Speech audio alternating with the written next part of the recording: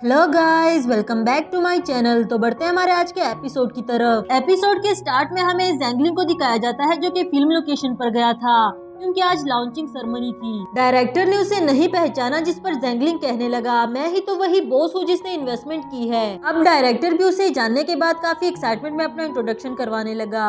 फिर वो सभी बॉस के साथ एक फोटो शूट करते हैं। नेक्स्ट सीन हमें ऑफिस का दिखाया जाता है जहाँ जैंगलिंग इन सबसे कह रहा था कि कितने शर्म की बात है, तुम लोगों में से कोई भी लॉन्चिंग सेरेमनी पर नहीं गया। जबकि लिली कहती है, तुम पागल वागल तो नहीं हो गए, हम सब वहीं से तो आ रहे हैं, बस तुम ही नहीं गए थे। जैंगलिंग कहता है, क्या मतलब, ऐसा कैसे हो सकता है, मैंने तो उन सबके साथ पिक्चर भी ली, अगर यकीन नहीं आता तो फिर ये देखो। डिंगजी उस पर हंसते हुए कहती है, मिस्टर जैंगलिंग, हमारी मूवी का नाम जर्नी ऑफ द यूथ है, टूर ऑफ द यूथ नहीं, तो तुम गलत जगह पर गए थे। जैंगलिंग सबके सामने एम्बैरस हो जाता है और यहाँ लाइजिंग कहता है कि वो लॉन्चिंग डिनर पर नहीं जा रहा क्योंकि उसे कोई जरूरी काम है। फिर जाते हुए वो जियाओही को लिली का ख्याल रखने के लिए कहता है क्योंकि उसको अपने भाई पर भरोसा नहीं। डिंगजी भी जाते हुए कहने लगी, मिस्टर जैंगलिंग जरा ध्यान से, डिनर के लिए भी कहीं और मत चले जाना। उन सब के जाने के बाद जियाओही भी पीछे नहीं रहता। जैंगलिंग को टोंट मारते हुए कहने लगा, किसी जगह फ्री डिनर करके अपनी बची कुछ इज्जत भी ना गवा देना। नेक्स्ट सीन में हम इन सभी को डिनर करता हुआ देखते हैं जहां जैंगलिंग लाइजिंग को काफी ज्यादा मिस कर रहा था क्योंकि उसका टाइम जो नहीं गुजरता लाइजिंग को टॉर्चर किए बगैर। फिर सोचने लगा कि लाइजिंग नहीं है तो क्या हुआ,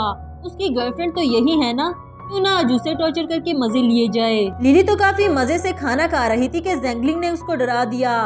फिर उसे अपने साथ ड्रिंक करने को कहता है, जिस पर लिली ने उसको मना कर दिया और जैंगलिंग कहता है कि तुम डर रही हो, बिल्कुल ही मेरे डरपोक भाई की तरह जो मुझे फेस नहीं कर सकता, इसलिए तो डिनर करने के लिए नहीं आया। लिली लाइजिंग को डिफेंड करने के लिए उसे काफी बातें सुनाती है और उसके साथ ड्रिंक करने के लिए भी चैलेंज कर दिया। फिर दोनों ही एक सांस में ड्रिंक करने लगे और यहाँ जियाओही फौरन से ये बात लाइजिंग को बता देता है। लाइजिंग उसे लेने के लिए फौरन से चला आया क्योंकि वो जानता था लिली ड्रंक हालत में कुछ उल्टा सीधा बोल देगी। यहाँ जैंगलिंग लिली से लाइजिंग की बुराइयां कर रहा था और वो स्टिल लाइजिंग को डिफेंड करती रही। ये देखकर लाइजिंग को भी अच्छा लगता है और फिर उन दोनों को छुड़ाते हुए लिली को घर लेकर जाने लगा। घर लाने के बाद लिली नॉन स्टॉप कह रही थी कि वो इडियट इंसान तुम्हें डबल फेस्ड कह रहा था, जबकि मुझे पूरा भरोसा है तुम एक अच्छे इंसान हो। लाइजिंग बोला, हो सकता है उसकी बातें सच हो क्योंकि तुम मुझे भी अच्छे से नहीं जानती। एंड लिली कहती है कि ऐसा हो ही नहीं सकता, मैं इतनी सारी मिस्टेक्स करती हूँ, तुमने कभी भी मुझे ब्लेम नहीं किया बल्कि उल्टा मेरी हेल्प की, मेरे लिए तुम इस दुनिया के सबसे बेस्ट पर्सन हो।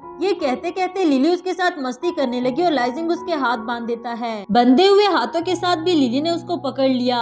लाइजिंग कहता है कि मैं इतना भी अच्छा इंसान नहीं हूँ जितना तुम्हें लगता है, अब चुप करके फौरन से लेट जाओ वरना तुम्हें पछताना पड़ेगा। लिली उसको नहीं छोड़ती इसलिए लाइजिंग ने उसको किस कर दिया। बदला लेने के लिए लिली भी उसको किस कर देती है और इसके साथ ही टून हो गई। फिर लाइजिंग खुद को छुड़ाते हुए उस पर ब्लैंकेट ओढ़कर चला गया। नेक्स्ट मॉर्निंग लिली बंधे हुए हाथों के साथ उठकर काफी ज्यादा हैरान हो गई कि उसके हाथ किसने बांध दिए। नीचे आकर वो यही बात लाइजिंग को बता रही थी कि मुझे लगा मैं किडनैप हो गई हूँ, पता नहीं किसी ने मेरे हाथ बांध दिए थे। लाइजिंग सॉरी करके बोला कि मैंने बांध दिए थे क्योंकि तुम्हारी हरकतों की वजह से मुझे बांधने पड़े। लिली अपने दिमाग पर जोर डालती है तो उसे याद आया कि कल रात उसने कौन से कारनामे किए हैं। फिर काफी ज्यादा एम्बैरस हो गई। लाइजिंग बोला, कोई बात नहीं, मुझे बिल्कुल भी बुरा नहीं लगा। पर उसे बुरा नहीं लगा तो क्या, लिली को तो काफी बुरा लगा। नेक्स्ट सीन में हमें जैंगलिंग को दिखाया जाता है जिसे हेडेक हो रहा था ज्यादा ड्रिंक करने की वजह से, इसीलिए वो डिंगजी को मसाज करने का कहता है, बट डिंगजी ने तो इसको इग्नोर करने के लिए एयरबड्स लगा दिए और जैंगलिंग उसको परेशान करने लगा।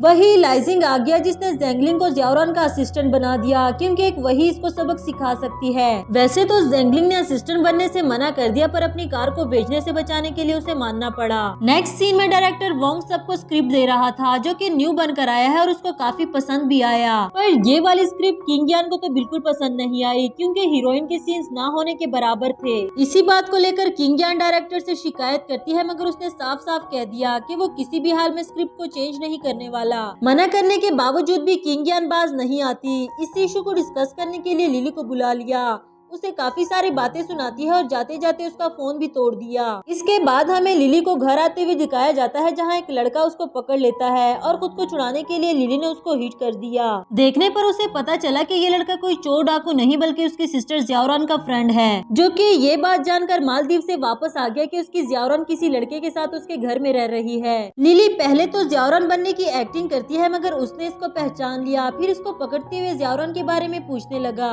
वही लाइजिंग आ जाता है और इससे पहले कि वो इस लड़के को मारता, लिली उसको रोकते हुए कहने लगी कि मैं इसे जानती हूँ, ये मेरा एक्स बॉयफ्रेंड और हमारी फिल्म का स्क्रिप्ट राइटर लू फाई है। लाइजिंग फिर भी उसको बुरी तरह से घूरते हुए लिली को अपनी तरफ खींच कर ले आया। नेक्स्ट सीन में लू फाई जियाओरन के बारे में पूछता है, जबकि लिली उससे सच छुपाने की कोशिश कर रही थी। इसके लिए लिली को तरह तरह के बहाने करने पड़े, मगर लू फाई भड़कते हुए कहने लगा, मैं कोई बच्चा नहीं हूँ, मुझे सच सच बताओ। यहाँ तक कि वो बच्चों की तरह हैंड पिस्टल बनाकर लिली को डराता है और काफी हद तक लिली भी डर रही थी। वही लाइजिंग आता है ये कहते हुए कि जियाओरन बिजनेस ट्रिप पर ऑस्ट्रेलिया गई है, उसका काम कॉन्फिडेंशियल है इसलिए हम तुम्हें नहीं बता सकते। लू फाई अभी भी उसकी बातों में आने वाला तो नहीं था, मगर लाइजिंग किसी भी तरह करके उसको ये बात समझा देता है। इसके बाद लू फाई का ध्यान जियाओरन से हटाने के लिए और उससे स्क्रिप्ट रिवाइज करवाने के लिए लिली को एक आइडिया सूझा। ये आइडिया अपने दिमाग से बाहर लाने के लिए लिली को काफी झिझक भी महसूस हो रही थी, क्योंकि अब वो अच्छा खासा झूठ जो बोलने वाली है। बताने लगी कि वो जियाओरन की जगह यहाँ लाइजिंग के पास रह रही है, मगर लाइजिंग के इरादे उसे कुछ ठीक नहीं लग रहे।